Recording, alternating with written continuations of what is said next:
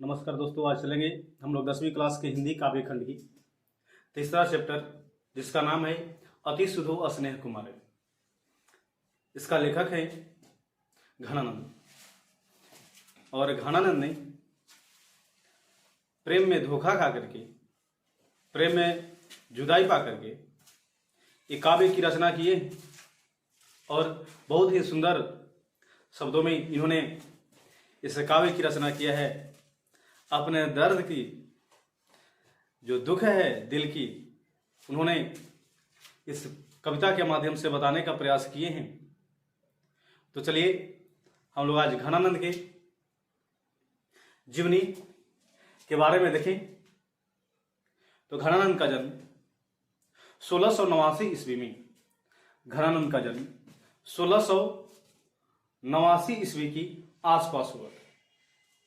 इनका सही जन्म का प्रमाण न मिलने की वजह से इसमें 1689 ईस्वी की आसपास लिखा है। और ये ऋतु युग की सिरमौर कवि थे। सिरमौर का मतलब यानी कि अपने समय में ये सबसे बेहतर कविता लिखते थे। उस समय के सबसे फेमस प्रसिद्ध कवि थे। इसी की वजह से इनके आगे सिरमौर लगाया गया। चलिए इसके बाद हम लोग नेक्स्ट देखेंगे। इसमें कहा जाता है कि घनानंद मोहम्मद शाह रंगीले के यहाँ, घनानंद मोहम्मद शाह रंगीले के यहाँ मीर मुंशी का कार्य करता था। मीर मुंशी मतलब यानी कि राजा के कार्यभार को संभालना, उसके कार्य को देखना कि कहां पर क्या चल रहा है, कौन काम बंद है। तो यह मोहम्मद शाह रंगीले के यहां मीर मुंशी का कार्य करता। पूछा जाता था कि बताइए, घनानंद मोहम्मद शाह रंगीले के यहां किस पद पर थे? मीर मुंशी के पद पर। मीर मुंशी का कार्य किसके यहां करते हैं? तो मोहम्मद शाह रंगीले के यहां। चलिए उसके बाद ये सुजान नामक नर्तकी से प्रेम करते थे। यह सुजान नामक नर्तकी से प्रेम करते थे। और जब इनको प्रेम में धोखा मिला, सुजान ने इन्हें छोड़ दिया, तब दिल्ली से वृंदावन चले गए और वहीं पर जाकर के इन्होंने काव्य की रचना किया।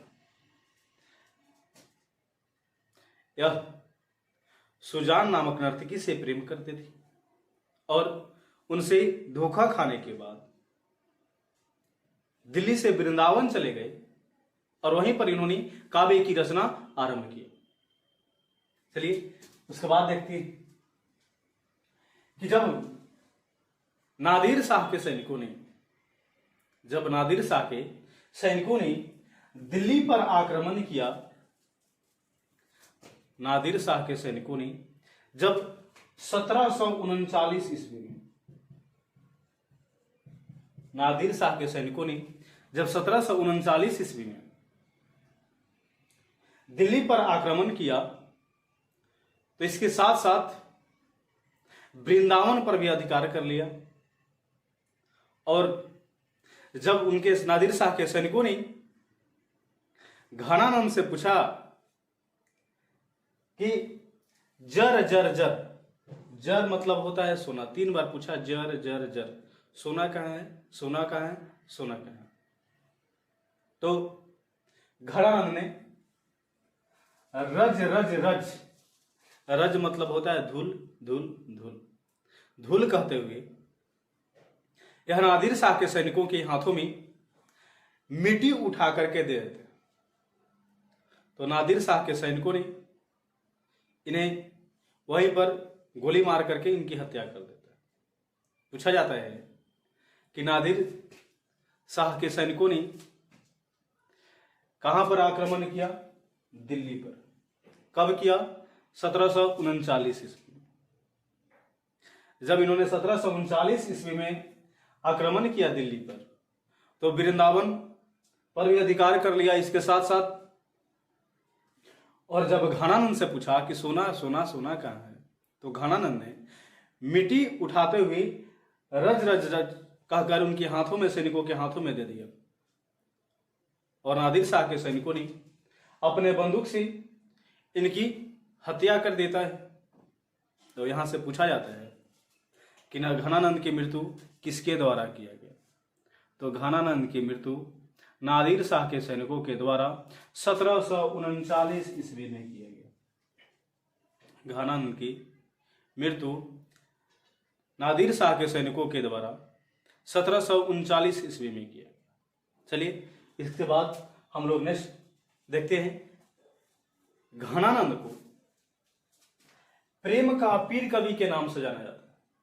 पूछा जाता है कि प्रेम क्या पीर कवि के नाम से किस कवि को जाना जाता है, प्रेम के पीर कवि के नाम से किस कवि को जाना जाता है, बोलिएगा घनानंद। चलिए आगे चलते हैं। घनानंद की रचना परिष्कृत और ब्रज भाषा है। घनानंद की रचना परिष्कृत और ब्रज भाषा है। इसके बाद घनानंद ने सवये और घनाक्षरी, घनानंद सवये और घनाक्षरी में प्रसिद्ध है। पूछा जाता है कि घनानंद किन किन चीजों में प्रसिद्ध है, तो घनानंद सवैया और घनाक्षरी में प्रसिद्ध है। चले इनके बारे में आचार्य शुक्ल ने कहा था, जब इन्होंने प्रेम की पीड़ा के दर्द में इतनी कविताएं संग्रह लिखी कि आचार्य शुक्ल ने कहा कि प्रेम मार्ग का ऐसा प्रवीण कवि आज तक मैंने नहीं देखा। चलिए और इनकी कुछ रचनाएं हैं जो सुजान सागर, विरह लीला, रसकल्लीवली। पूछा जाता है कि सुजान सागर किसर की रचना है, मारिएगा घनानंद। पूछा जाता है विरह लीला किसकी रचना है, घनानंद। तो चलिए इसके बाद हम लोग इसकी संपूर्ण व्याख्या को समझे। चलिए अब इसकी व्याख्या की ओर चलते हैं। तो इसका जो पहला स्टेंजा है, जिसका नाम है अति सुधो स्नेह कुमारग, इसका पहला स्टेंजा जिसका नाम है अति सुधो स्नेह कुमारग, इसमें कवि पहले स्टेंजा के माध्यम से देखिए क्या कहते हैं। कहते हैं अति सुधो स्नेह कुमारग है, जहां नेकू से अनप बाक नहीं। अति सुधो स्नेह को मार्ग है जहां नेकू से अनप बाक नहीं। अति अति मतलब होते अत्यधिक, सुधो सुधो मतलब अमृत, स्नेह मतलब प्रेम, और मार्ग मतलब रास्ता। मतलब कहते हैं कि जो प्रेम है अत्यंत सरल मार्ग है, जहां नेकू से अनप मतलब होता है चालाकी या टेढ़ापन। सियानप बांक नहीं मतलब थोड़ा सा भी नहीं चलता। जहां सांचे चले ताजी अपनप, झुझुकी कपड़ी ने स्याक नहीं। कहते हैं कि ये जो प्रेम का मार्ग है अत्यंत ही सरल और अमृत के जैसा है। यहां सियानप मतलब टेढ़ापन या चालाकी नहीं चलता है, बाका नहीं मतलब यहां पर नहीं चलता है। उसके बाद जहां सांचे चले, और यहां प्रेम की रास्ते में, प्रेम की मार्ग में सांच की बोलबाला होती है, सच ही बोला जाता है और सच की ही बोलबाला होती है। अपनापन, और यहां अपनापन, झुझुके मतलब सोच समझ करके, और कपटी मतलब धोखा। कहते हैं घनानंद कि प्रेम जो है अत्यंत सरल मार्ग है जिस पर चालाकी या टेढ़ापन नहीं चलता है। जहां सांचे चले और यहाँ सच की बोलबाला होती है, सच ही चलता है। अपनापन झुझुकी कपटी ने साकर नहीं, और यहाँ अपना ही अपनापन चलती है, नहीं झुझुकी चलती है। और कपटी मतलब ना धोखाबाजी चलता है। निशाक मतलब थोड़ा सा भी नहीं, तनिक भी नहीं। चलिए उसके बाद हम लोग आगे देखें। घनानंद प्यारा सुजानो सुनो। घनानंद कहते हैं कि हे सुजान प्यारे सुनो, यहां एक है तो दूसरा आकर नहीं, मेरे दिल में मेरे हृदय में सिर्फ तुम हो, कोई दूसरा नहीं है। घनानंद प्यारा सुजाना सुनो, यहाँ एक है पर दूसरा आकर नहीं। कहते हैं ज्ञानानंद कि हे सुजान सुनो, तुम मेरे दिल में सिर्फ एक हो, दूसरा कोई और नहीं है। आगे कहते हैं तुम कौन घो पाठी पढ़ो, तुम कौन सी पाठ पढ़ी हो, तो कौन सी किताब पढ़ी हो। कहो मन लेहूं पर देहूं छटा कर नहीं, कहो कि तुम मन लेने के लिए जानती हो पर मन देने के लिए नहीं जानती। मन मतलब होता है 40 किलो, अर्थात तुम मन लेने के लिए तो जानती है हो पर देने के लिए कुछ नहीं, 1 ग्राम भी नहीं जानती। चलिए इसको फिर से इसको व्याख्या सुनेंगे। इसमें कवि कहते हैं कि जो प्रेम है अत्यंत ही सरल मार्ग है, जिस पर अपनापन, छल कपट और टिढ़ापन और चतुराई नहीं चलता। और दूसरी लाइनों में कहती कि हे सुजान तू कौन सी पाठ पढ़ी हो कि मन लेने के लिए जानती हो पर मन देने के लिए नहीं जानती, और तुम मेरे दिल में मेरे हृदय में सिर्फ तुम ही हो, कोई और दूसरा नहीं है। चलिए ये दूसरे जो स्टेंजा इसके बाद, इसमें कवि घनानंद ने अपने दर्द को, अपने हृदय की पीड़ा को बयां करते हुए बादल को संबोधित करते कि हे बादल, मेरे दर्द को, मेरे हृदय की पीड़ा को केवल तुम ही समझ सकते हो। तो चलिए दूसरा जो स्टेंजा है, मो अंशवाहिनी ले वर्षो, मो अंशवाहिनी ले वर्षो। चलिए दूसरे स्टेंजा में कवि घनानंद बादल को संबोधित करते हुए कहते हैं कि हे बादल, परकाजी दे को धारे फिरो।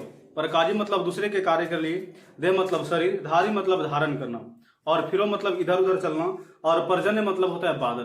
कि हे बादल, तुम अपने देह को दूसरे के कार्य के लिए धारण किए हो, जथारथ, जथारथ मतलब होता है जहां तहां, और दर्शो मतलब होता है दर्शन देना, दर्शो मतलब दर्शन देना, जथारथ मतलब जहां तहां।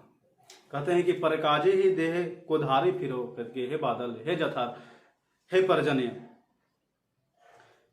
तुम अपने देह को दूसरे के कार्य के लिए धारण किए हुए हो, और तुम जहां तहां बरसते हो, दर्शन देते हो। निधि निर सुधा के, निर मतलब पानी, सुधा मतलब अमृत। निधि, निधि मतलब होता है सागर के जल। इस सागर के जल को भी, सागर के नीर को भी सुधा समान करो, सुधा के समान मतलब अमृत के समान कर देते हो। सभी निधि सजन सरसों, जिसके बाद हमारी धरती, हमारे किसान लोग हरे भरे हो जाते हैं, यानी कि खुशहाल हो जाते हैं। उसके बाद कहा जाता है घनानंद जीवनदायक, कि घनानंद के जीवन में भी कुछ दर्द है। कछु मेरे पिए हे परसो, कि मेरे हे मतलब होता है हृदय, पीर मतलब होता है दर्द, पीड़ा। कहते हैं घनानंद कि घनानंद जीवनदायक है कछु, कहते हैं कि मेरे भी जीवन में कुछ पीड़ा है, कुछ दर्द है। कब हूं अभिशानु सुजाना के आगर में वांसु ले वर्षो, और मेरे इस दर्द को कभी भी आप अवसर पा करके सुजान के आंगन में मेरे आंसुओं को जाकर के बरसा दो, ताकि सुजान आज भी समझे कि घनानंद मेरे बिना रो रहा है और आज भी मेरे बिना नहीं रख सकता। चलिए जो सेकंड स्टेंजा था उसमें कवि घनानंद ने बादल को संबोधित किए दूसरे स्टेंजा में, और कहते हैं कि हे बादल, तुम तो अपने शरीर दूसरे को कार्य करने के लिए देह धारण किए हुए हो, और दूसरे के कार्य के प्रति ही तुम इधर उधर घूमते रहते हो। कभी मेरे भी दर्द को, मेरे हृदय के दर्द को समझो, और कभी भी आप मेरे दर्द को, मेरे आंख के आंसुओं को सुजान के आंगन में जाकर बरसा दो, ताकि सुजान आज भी समझे कि मैं उसके बिना नहीं रह सकता और आज सभी चीज छोड़ करके सुजान मेरे पास आ जाए। तो चलिए, इसी के साथ आपका तीसरा चैप्टर समाप्त हुआ। जय हिंद।